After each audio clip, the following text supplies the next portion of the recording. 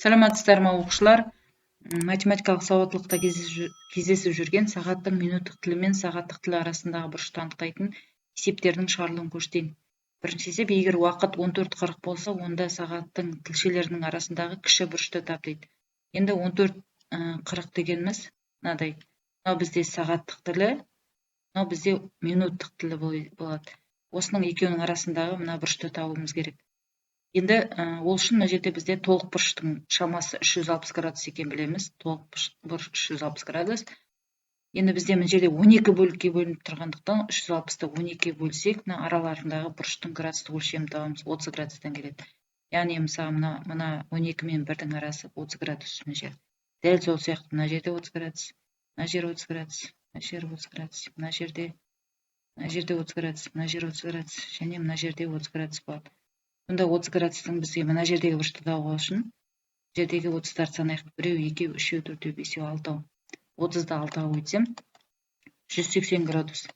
Енді дәл мәнін табу үшін былай деп алайық. Мысалы, қазір сағат 2 болып тұратын болса, ровно 2 болып тұрған кезде мына жер 30 градус, 30 градустан мына жердегі бұрыш 60 градус болады. Ал мына минуттық тіл жылжыған сайын сағаттық тілде жылжып отырады. Минуттық тіл бір айналып шыққан кезде 60 минут. Яғни 1 сағатқа жылжиды, 60 минутқа жылжыған кезде сағаттық тілде 1 сағат, яғни 2-ден 3-ге ауысады. Мына жерде тұрған, мына жерге келеді. Мына жердегі бұрыш сон градустық өлшем 30 градусқа жылжиды. Яғни 30 градусқа жылжиды. Сонда менде есептің шартында 40 минут қой. 40 минутта қанша градусқа жылжитын табу үшін, сағаттық тіл.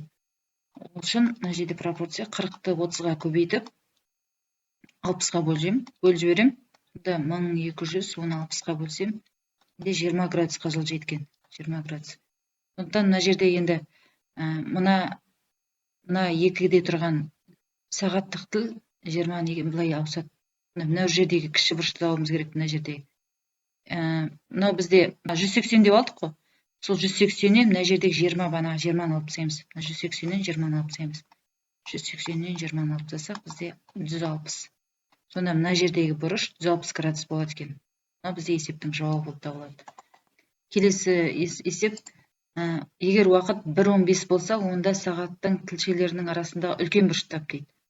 1 дегеніміз мынау, 1:15 дегеніміз мынау. Сағат 1:15. Үлкен бұрыш дегеніміз мына жағындағы бұрышты табу керек. Енді манағыдай тағы да 30 градустан санайтын болсам, 1, 2, 3, 4, 5, 6, 7, 8, 9, 10. Яғни 30-ды 10-ға көбейтемін. Мына жерде 300 градус. Дәл мәнін табу үшін, бағанағы айттым 60 минутта 30 градусқа жылжитын болса, бізде мына есептің шартында 15 минутта қанша градусқа жылжитын табу үшін, x-ті 15-ті 30-ға көбейтіп 60-ға бөліп жіберем. Сонда мінекей қысқарады. 15-ті 2-ге бөлсем 7,5. Яғни мына 1-де тұрған сағаттық тіл мына жерге 7,5-ге қарай жылжиды. Сонда мына жер 300 деді қой, соған мына жерден қоса қоямын 7,5-ті. Сонда 300-ге плюс 7,5-ті қоссам 307,5. Мына жауабы. Яғни мына жердегі бұрыш 307,5 градусты береді екен. Келесі қарай. Егер сағат 15:30 болса, сағаттың тілі мен минуттық тіл арасында бұрыштың градустық өлшемін тап дейді. 15 дегеніміз мынау, 30 дегеніміз мынау. Енді тағы да бағанағыдай мына жердегі 30 градустар санап алайық. 30 градустан 3-еуі бар. 90.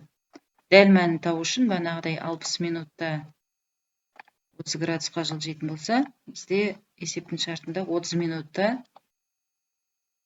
қанша градусқа жылжитын табу үшін 30-ды 30-ға көбейтіп 60-ға бөліп жіберейін. 90-ды 6-ға бөлсем, менде 15 болады. Сонда мынау кішкене былай қарай жылжиды. Мына жер 15-ге жылжып кетеді. Сондықтан бізде бағана жерде 90 деп алсақ, мына жердегі бұрыш кішірек кетті ғой. 90-нан 15-ті алып тастаймын. 90-нан 15-ті алып тастаймын. 75 градус болады екен. Мына жердегі бұрыш 75 градус. Келесі қарай. Егер сағат 16:30 болса дейді. 16 дегеніміз мынау, 30 дегеніміз мынау. Мына жердегі бұрыштау үшін тағы да мына жер 30, 60 қой да, 60 градус. Мына жер 60 градус. Тағы да бағанағыдай 60 минутта 30 градусқа жылжитын болса, жерде 30 минутта 30 градусқа жылжитын тау үшін дәл бағанағыдай 90-ды 60-қа 960-қа бөлем 15 градусқа жылжиды. Яғни мына жерде былай кішірейеді, 15-ке жылжиды. Мына жердегі бұрыштау үшін 60-тан 15-ті алып тастаймын, 45 градус болады.